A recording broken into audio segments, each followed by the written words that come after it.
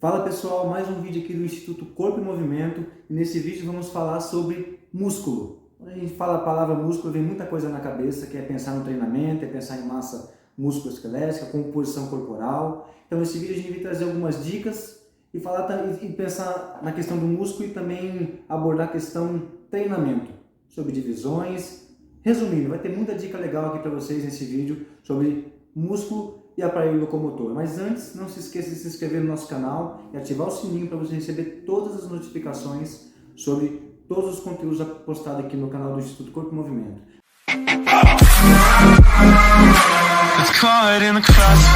Acho que é um tema legal, né, professor? Falar sobre músculo. E, pessoal, a gente pensar em músculo, a gente tem que pensar que, poxa, pensar na questão anatômica mesmo, né? A gente tem que entender que esse músculo tem uma função. E a principal função desse músculo é gerar o movimento, né, professor? E uma das coisas que a gente deve levar em consideração, principalmente na hora de prescrever um treino, é a parte básica. O que é agonista, o que é antagonista, o que são sinergistas, a gente vai falar um pouquinho sobre isso nesse vídeo, mas a gente também tem que levar em consideração que nem tudo é 100% ao pé da letra, como dizem a literatura. A gente precisa saber adaptar e saber aplicar aquilo no nosso dia a dia, no nosso treinamento. Exatamente. Pessoal, tem tipos de músculo, né? Nós temos um músculo que é esse músculo que a gente busca na academia, esse desenvolvimento dele assim em abundância, que é o músculo esquelético. Temos o músculo estriado cardíaco e temos os músculos lisos, que são aí os órgãos, que é a parte mais interna, que não é o nosso papel aqui falar sobre isso daí. Mas pessoal, pensando no músculo esquelético, até o músculo estriado cardíaco, pensando no treinamento aeróbico, né, professor? A gente sabe que com o treinamento aeróbico ali, pensando na especificidade do treino, tem ali a sua alteração. Mas pessoal, a gente pensar que quanto mais a gente, pensando no treinamento, quanto mais a gente trabalha esse determinado grupo muscular, essa célula muscular, melhor vai ser a condição ali oferecida para esse aparelho locomotor pensando em movimento. Então o principal ponto que a gente tem que guardar, pessoal, é isso, que o músculo ele é o principal ali, é o coadjuvante ali pensando no aparelho, nesse deslocamento, que seja numa flexão, que seja numa extensão, de tudo que a gente pensar em movimento no aparelho locomotor é gerado por esse músculo. Né, professor? A gente tem que pensar isso. E a gente tem que entender também o que é essa nomenclatura agonista-antagonista.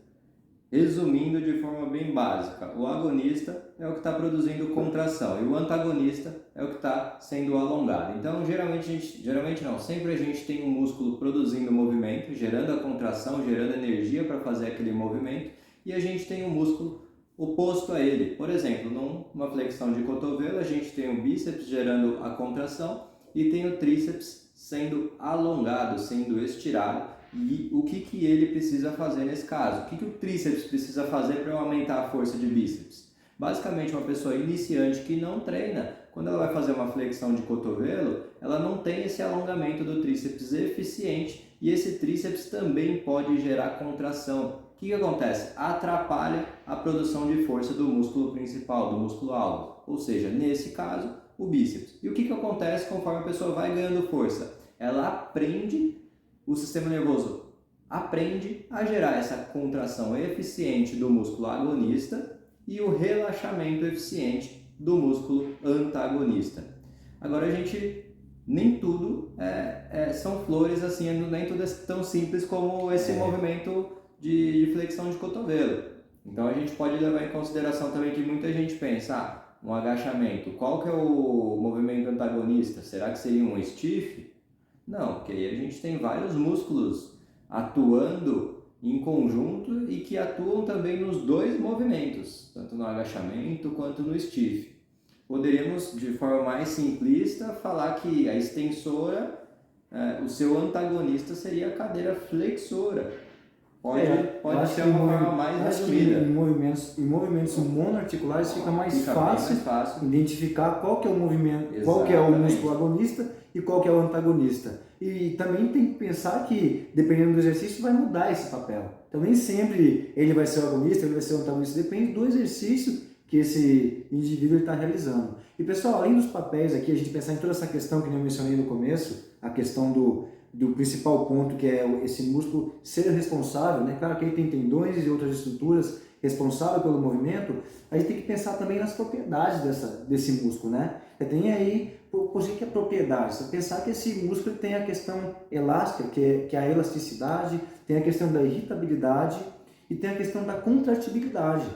E a gente pensar, poxa, pensar o sistema nervoso central enviando aquele estímulo lá para aquela determinada placa motora. Poxa, todo um processo fisiológico ali pensando em irritabilidade. Sistema nervoso, neurônio, placa motora.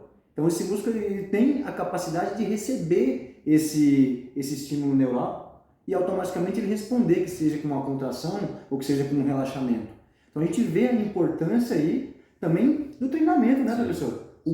Quanto mais você preparar e oferecer de condições para essa célula muscular desempenhar o seu trabalho e o seu papel, melhor vai ser para esse indivíduo, né?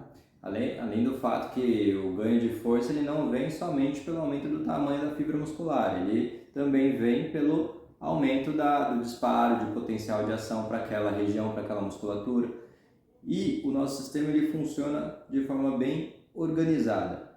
Então, como a gente falou no início, para eu gerar uma contração em um músculo, outros músculos precisam relaxar, outros músculos precisam estar sem contração para fazer com que essa contração do músculo-alvo seja eficiente. Então, o nosso corpo, aos poucos, ele vai aprendendo a fazer esse movimento e quanto mais força a gente vai ganhando, melhor é essa habilidade que o nosso corpo tem de produzir esses movimentos. E agora, se a gente pensar em agonista-antagonista, para deixar um pouquinho mais interativo esse vídeo, você coloca nos comentários aí o que você acha. Numa caminhada, por exemplo, existe um músculo, pensando em membro inferior, agonista-antagonista? É verdade. Qual que acelera? Qual que desacelera o movimento? Qual músculo que você acha que está ativando mais ou menos?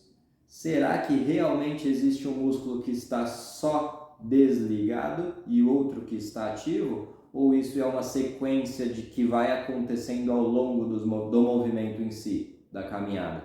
Então a gente precisa levar isso em consideração, principalmente na hora de prescrever um treinamento para uma pessoa que deseja melhorar as capacidades básicas diárias da vida dela.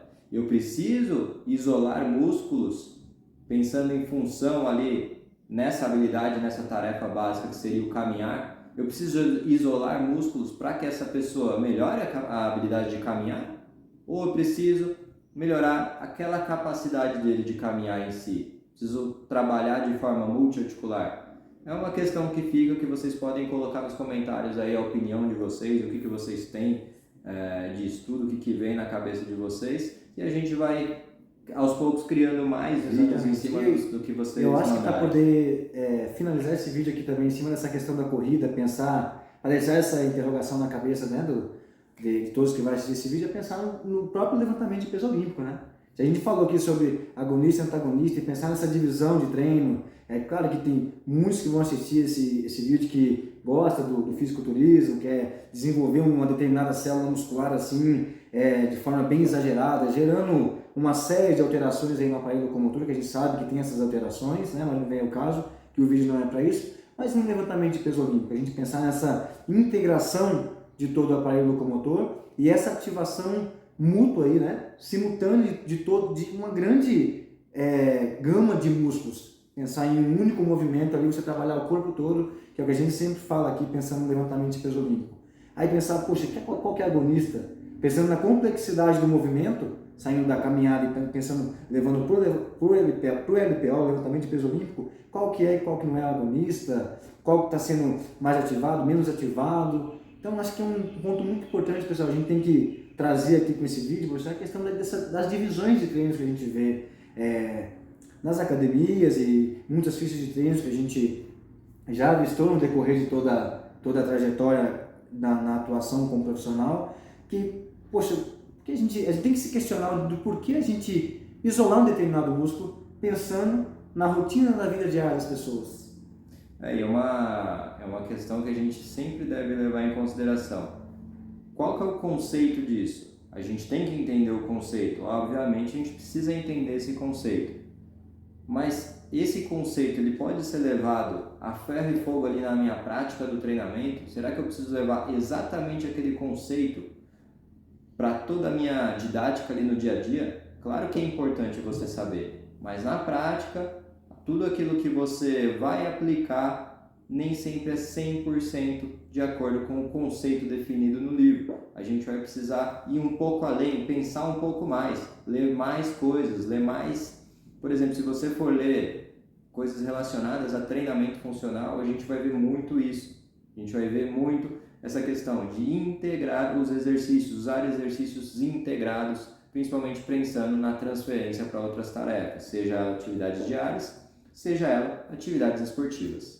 É isso aí, pessoal. Esse vídeo vai poder trazer algumas dicas aí. A gente falou um pouquinho sobre papel muscular, sobre propriedades e também tentamos trazer isso para a rotina da vida diária do profissional, da atuação do profissional em sala, no ambiente de treinamento mesmo, para ele poder se questionar no momento da prescrição. Acho que esse é um grande ponto, se questionar. Por que eu estou prescrevendo isso? Por que eu estou passando esse exercício? Para quem é esse exercício? E será que de fato esse exercício vai promover uma mudança significativa na vida desse indivíduo? Então é isso aí, pessoal. Aguardamos vocês aí no próximo vídeo. Espero que vocês tenham gostado. Valeu, pessoal. Até o próximo vídeo.